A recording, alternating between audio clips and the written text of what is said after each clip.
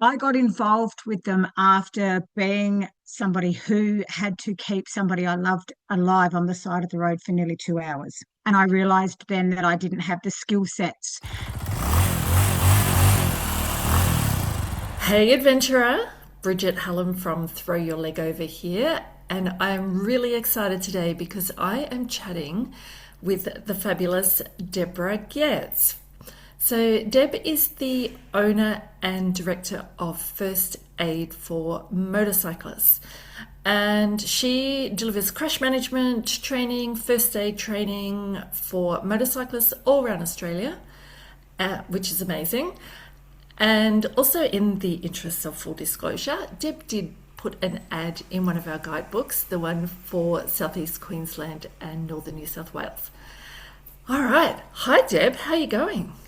I am fantastic. Thank you. Thanks for having me on. I'm so excited to have you on because I think what you do is super important. I know as a motorcyclist myself, I do have questions in my mind about what if I do come across an incident on the road? What would I do? What if it's a motorcyclist? I know things are not always the same for a motorcycle situation as like a normal first aid situation, if there is such a thing. So I'd love to know what sparked the idea for you to start first aid for motorcyclists. So, First Aid for Motorcyclists was actually started in 2013 and not by me. It was started by another couple. They were absolutely fantastic and they had a non-accredited version of our training where you got to go and have 4 hours with them and they discussed things about crash scene and how to deal with a motorcycle crash if you came along across one. I got involved with them after being somebody who had to keep somebody I loved alive on the side of the road for nearly 2 hours. And I realized then that I didn't have the skill sets.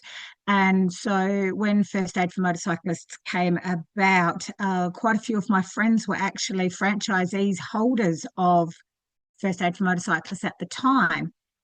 And it was just a no-brainer when they put it up for sale for me to step in and take it over.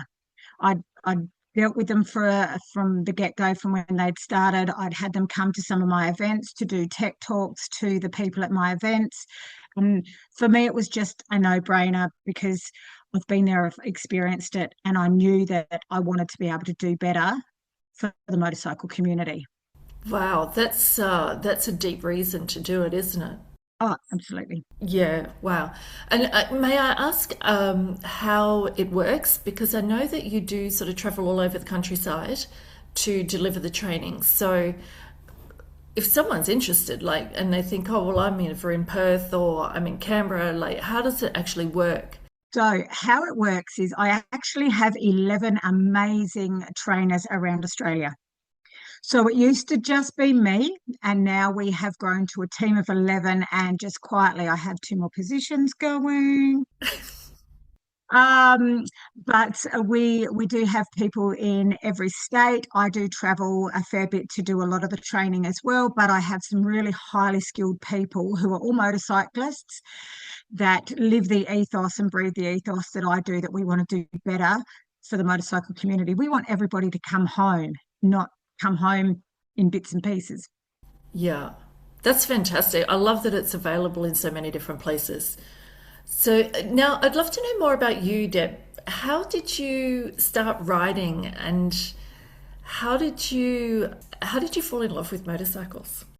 So interestingly enough, I started riding because I didn't like being a pillion. My previous husband was a rider when I met him. Um, I would ride on the back for a little bit and I really didn't like it. So I then decided I needed to get my own license. I got my license just before they brought in all the Q rides and stuff like that. So literally, I got picked up from my house on a bike that I'd bought a week beforehand, driven around a car park, a couple of little tests, dropped off at the road transport and gone, here you go, here's your license. I went, yeah, cool, cheers. I love it. And then a few months later, my now ex-husband, he lost his license for doing maybe some naughty things. And I then had to get all these people to take me out and ride with me. Because I'd ridden a little bit on the farm growing up and stuff like that, but really not ridden like I do now, or like I have over the past few years. And what was the difference for you changing from pillion to solo rider? Like, what was the attraction about riding solo for you? I was in control of my own safety.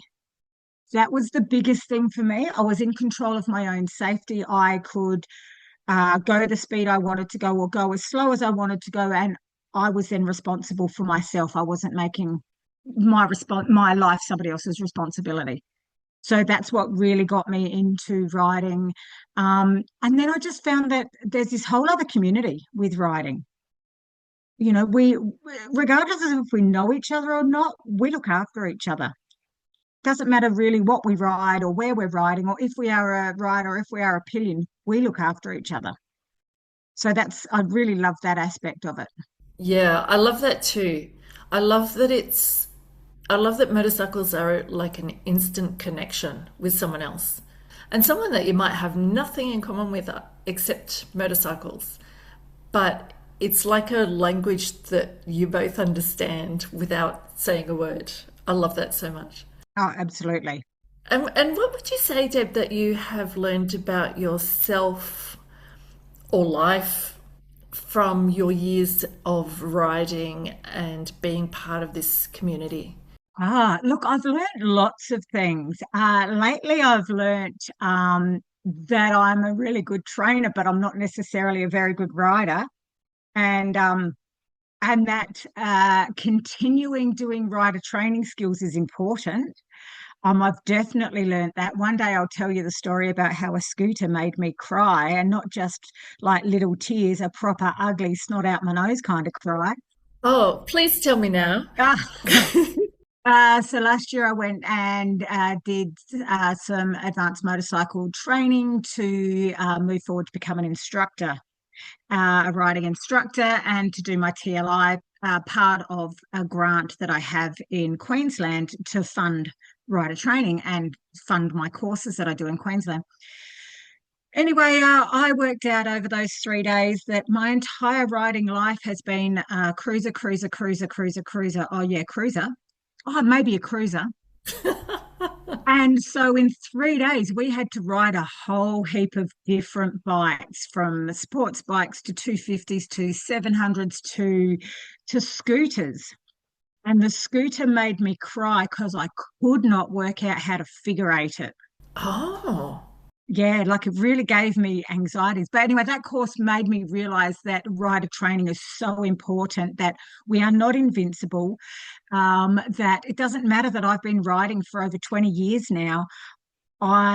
Your skills change as you get older, and your lifestyle changes, and you may not ride as much, and things hurt a little bit more than they did when we were in our 20s and 30s, right? yes. So that's probably the biggest thing I've really learned, that we can never stop learning, growing, and developing our skills. That's important.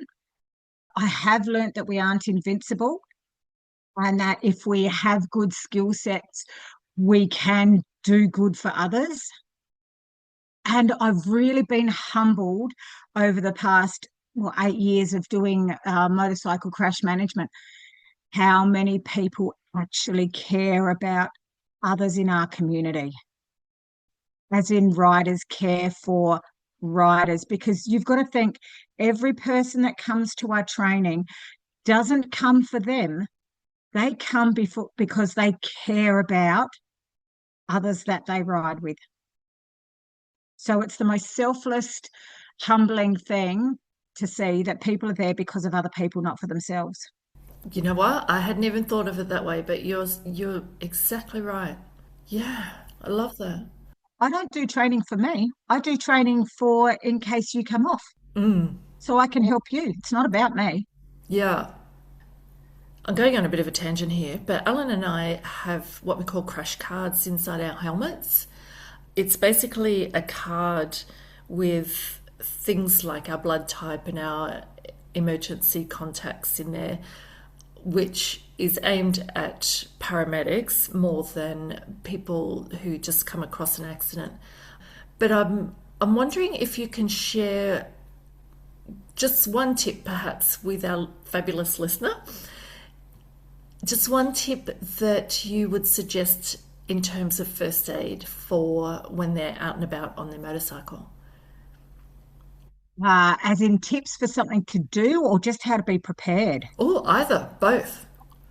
Right. So be prepared. The things I say to people to carry, and look, some of my friends tease me that I'm, extra safety sow. They know that they don't have to carry everything because I do. Um, but if you carry nothing else, carry always 500 ml of water, first aid kit, and a resus mask. Okay, that's simple. If you carry nothing else, they're three things that will be absolutely be able to get you out of a sticky situation. Absolutely. How to be prepared if you do come across a crash or an incident, don't panic. You need to not panic, and you need to listen and communication. I can tell you that the one thing, or the biggest thing I think that people walk away with at the end of our training is a different understanding about listening and communication. Look, they learn all the other stuff, right? How to stop the reticky stuff coming out, how to get them breathing, how to do effective CPR with the helmet still in place and be able to do the breaths. We teach all of that. But you find by the end of the day, people walk away going, oh, I didn't listen. I hurried. I heard it, but I didn't listen. Yeah, interesting. I'm just thinking, any situation where there's something dramatic happened, any situation like that, I think gets better if there's calmness. Oh, totally. Now, is there anything else that you wanted to add? Look, here's the thing. I could talk for hours about why people should do my training, right? It's a matter of whether they want to come or not. And I'd really love to break the stigma of people think that they're bulletproof. If I can change somebody's perception that it's not about you, it's about what you can do for somebody else, then come along. And look, at the moment, we've got $20 courses in Victoria for the next 2 years. They're normally $165. People can come along for $20. We've got $50 courses going until May in Queensland.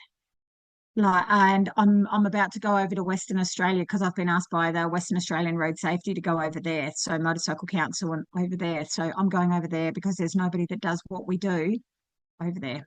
Fantastic. So, for our listener, whenever you're listening to this, you might be listening to it 2 years after we've recorded it. But I guess the message is to jump on the website and have a look at what's available in your state, because quite often Deb can secure funding to subsidise the cost. So it's not sort of out of reach of every person. Yeah, it's certainly not. And this isn't always for motorcyclists either. When I do rural courses, I get a lot of people who travel the country roads that come along because they just want to know how to do something differently. So they're drivers, they're not riders. They have no idea about riding or no interest about riding, but they have care about us as riders. So that's also a really cool thing as well, that we get people, especially when I do rural courses. It's great for pillions. A pillion is just as important as the person on the bike. You ride with your young kids or your young grandkids. Like my kids grew up on the back of motorcycles. They didn't have those game consoles. They had helmets and jackets and boots, right? You know, anybody who's old enough to touch the pegs, basically, could come along and learn something out of this. Thank you, Deb. It's been just so great chatting to you. I've wanted to chat to you for a long time now, so I'm thrilled that we're here. And I want to thank you for everything that you do, because it is so important. And I just love the passion in your voice as you're chatting about this and sort of explaining what you do. And obviously, it's just so necessary. And I am going to find a course that I can come and do with you. So keep an eye on your bookings. Excellent. We look forward to having you. Absolutely. If our fabulous listener is interested in doing one of your courses as well, Deb, how does she find you? How does she book in? So you go to all the W's, and it's FAFM, so short for First Aid for Motorcyclists. So fafm.org.au. You can see when all of our public courses are listed. Now, they change every couple of weeks. So we only list a few months in advance, and then we start changing them as we go through. So we've listed for this half of the year. I'm now starting to list for July, August, September, because I'm booked out until then. You can book a private course for a group. We have a minimum of 15 attendees, maximum of 25. So you can also book privately. So we've got public options, private options. If you want us to assist you, you can, as an organisation. So if you are an organisation or a social group, you can apply for funding and we can assist you with that so that you can get your funding. And we also have funding that we apply for ourselves. So I apply for anywhere to $200,000 to $300,000 worth of funding every year to do this. Awesome. And when I get funding, extra cool stuff gets included as well. So people sometimes, like for Ride to Zero in Queensland, everybody is walking away with a first aid kit. Wow. Awesome. I love it. They pay $50 to come to the course. They walk away with a $52 product and training. God, that's a no-brainer, isn't it? Yeah. Fantastic. I will pop the link to your website in the show notes as well to make it super easy for everyone to find you. And thank you again, Deb. It's just been so much fun chatting with you, and I'm just thrilled that you're doing what you do. Thank you so much. Thank you.